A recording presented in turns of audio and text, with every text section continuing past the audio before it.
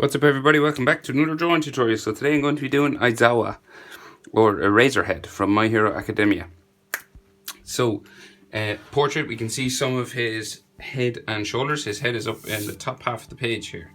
We can see his shoulders and his straps that he uses as a weapon, just wrapped around his neck. So, we'll start with the eyes. So we're in the top half, just up here. And we're going to do a diagonal line. A horizontal line, sorry. We're going to go straight across, like so, for his top eyelid.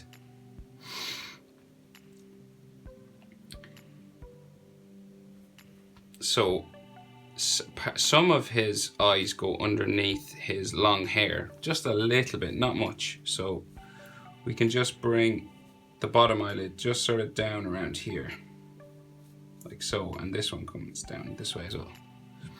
And then this is going to curve underneath and come back up the other side.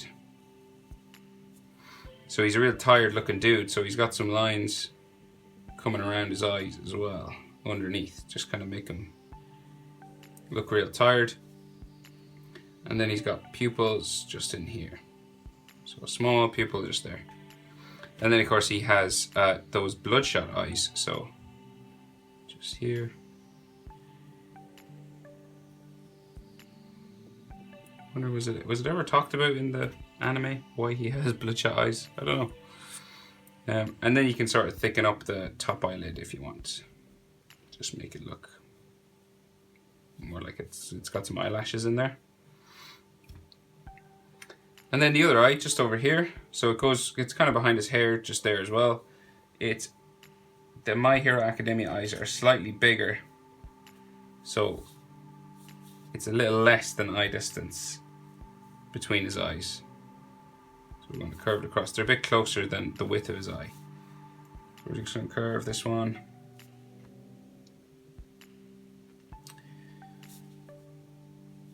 Across.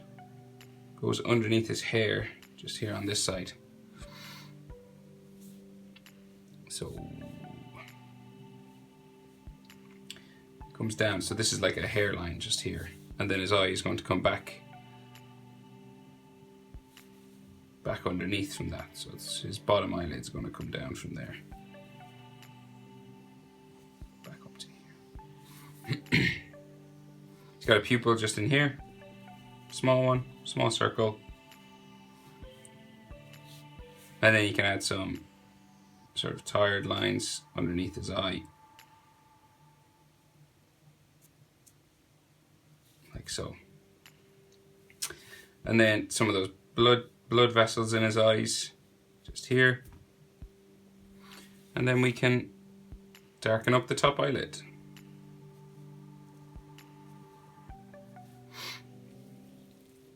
So he's got eyelid lines and stuff above his eye, but we'll do his hair first and eyebrows and things. But his hair is covering most of it, so we'll do the rest of his face first and then do his hair. So he's got a scar just coming down underneath his eye, just here. Goes around underneath his hair as well, so we don't need to close that off, but we can, if we're drawing the hair in, we could, just like that.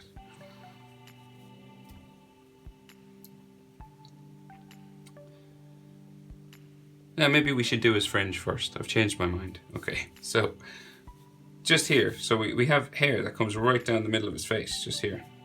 See that? And then this spikes up here. Spikes back down. It's probably easier to do it this way. Spikes down to here. Comes back up. So this is a big piece of fringe that comes down this way.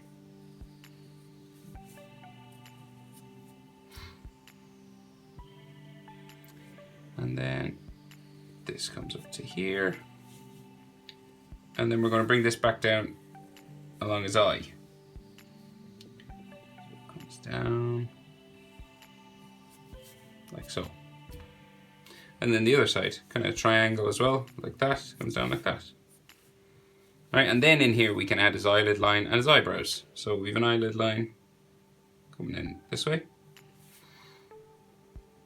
An eyelid line over here as well. And then we have an eyebrow. Just in there, and maybe a bit thicker on one end.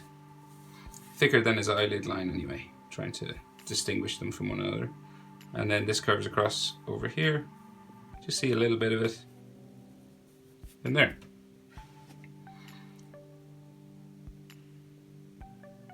So then, say so his nose, so we can't see the bottom of his chin, right? So his nose is just halfway between his eyes and where his chin would be. So if you imagine where his chin would be, probably down here. It's underneath his scarf, his straps, that's covering his chin. So his nose is going to be about halfway between there and there. So we're going to go right in the middle and just do 2 nostrils, just like so.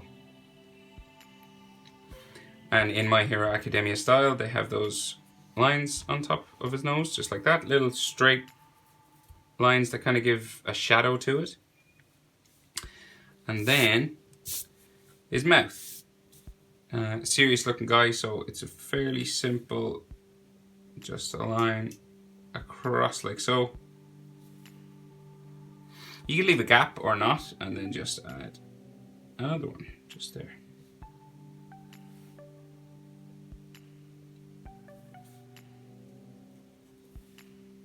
And then his bottom lip, just under here, like that.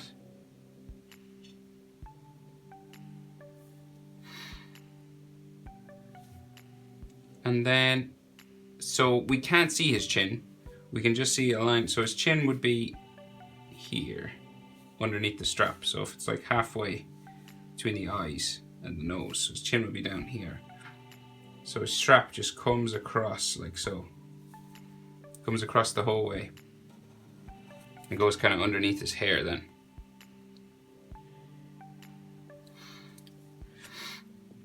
So his jaw then comes out from here. So comes out just here, comes up like so, and then goes up underneath his hair, just there. Okay, and then his other jaw comes up this way and goes underneath hair real close to his mouth. So there's hair that comes down here. So we add a spike or two for that, just coming down like so. Spike here as well. And Aizawa has like stubble, sort of a beard that goes across his top lip and just around his jaw. So like little lines for just hair.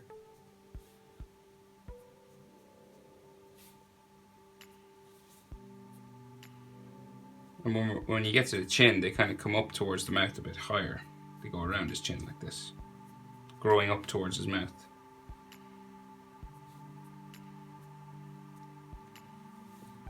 So he's always got that sort of 5 o'clock shadow.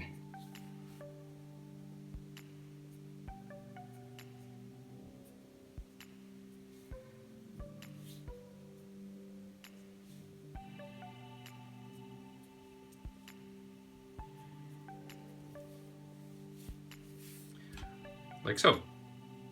Then the rest of his hair, so dark black and yeah, spiking sort of comes down along. So we'll do, let's see. So we can just see his neck on this side actually, just there. And then his hair comes down from there and it comes down long. We'll do this side first. So we'll go spiking out to there, spikes down, spikes out. They're sort of short spikes, they're not long, like this, and they sort of bend and wave every now and then.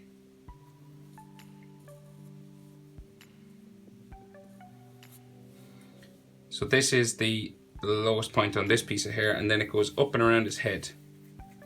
So spiking every now and then. Don't worry if yours isn't exactly like mine, hair moves, remember that. So the spikes don't have to be in the same position. It's just as long as you get the general shape for his head correct, that's all you have to worry about. spike out here, and then we start to travel up his head, and we add a spike every now and then. Remember to use pencil and an eraser, guys, for these.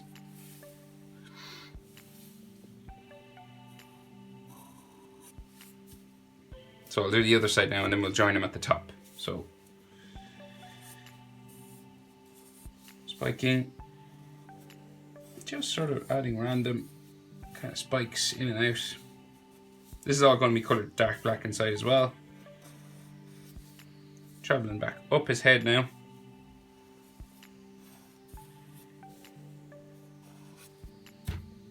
Like so.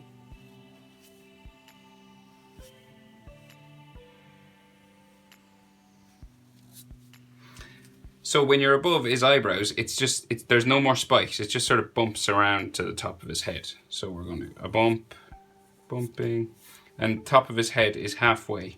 So his eyes are halfway on his head. So if you put where his chin is, so his chin is probably down here, and you measure the top of his head will be the same distance.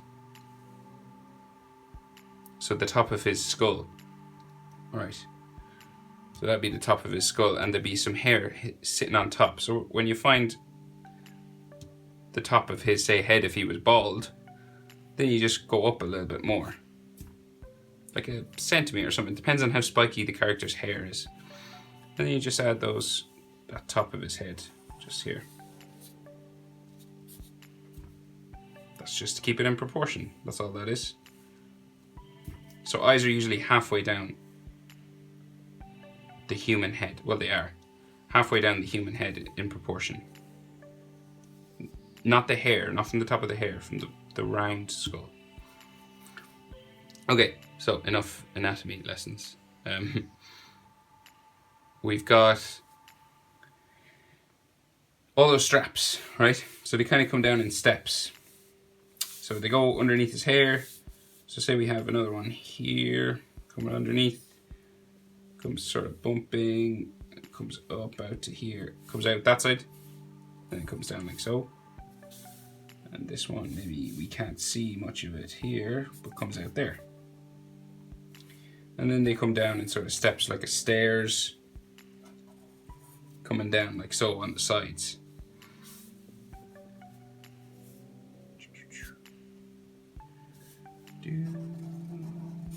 Like this. And the last one like that. So you're just adding these block-like steps, and then you're going to join them across with all these wavy lines. So let's say one here coming across, goes underneath his hair, goes out the other side. It's gonna so let's say it goes back up to here. You might have an extra line or two inside every now and then, just to show a fold, you know, some hatching lines across them like so, but that's up to you, of course. Right, you can add as much detail as you'd like. So this comes across here.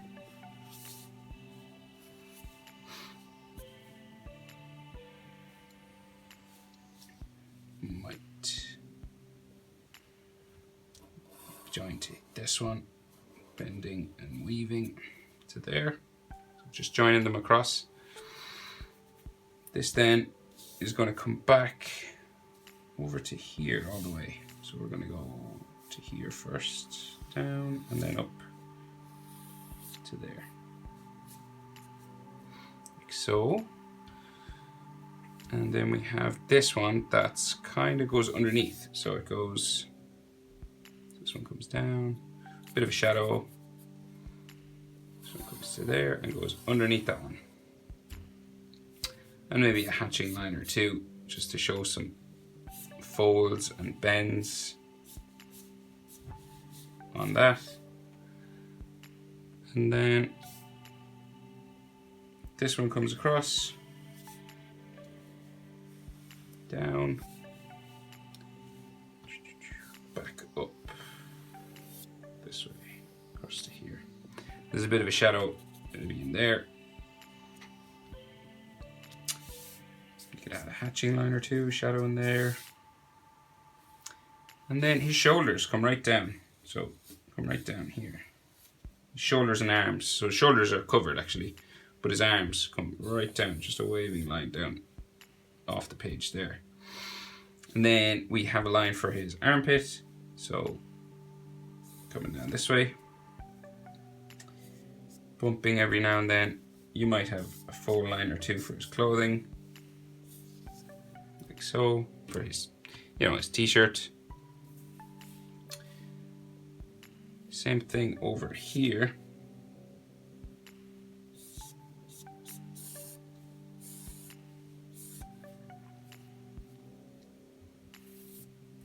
Full line coming up maybe. I'm going to add one more strap just coming out from underneath all these. So it's kind of flopped down underneath. Going under. Like so. Across like that. And another full line. Just out where maybe his elbow would be. His hands are in his pockets, I think.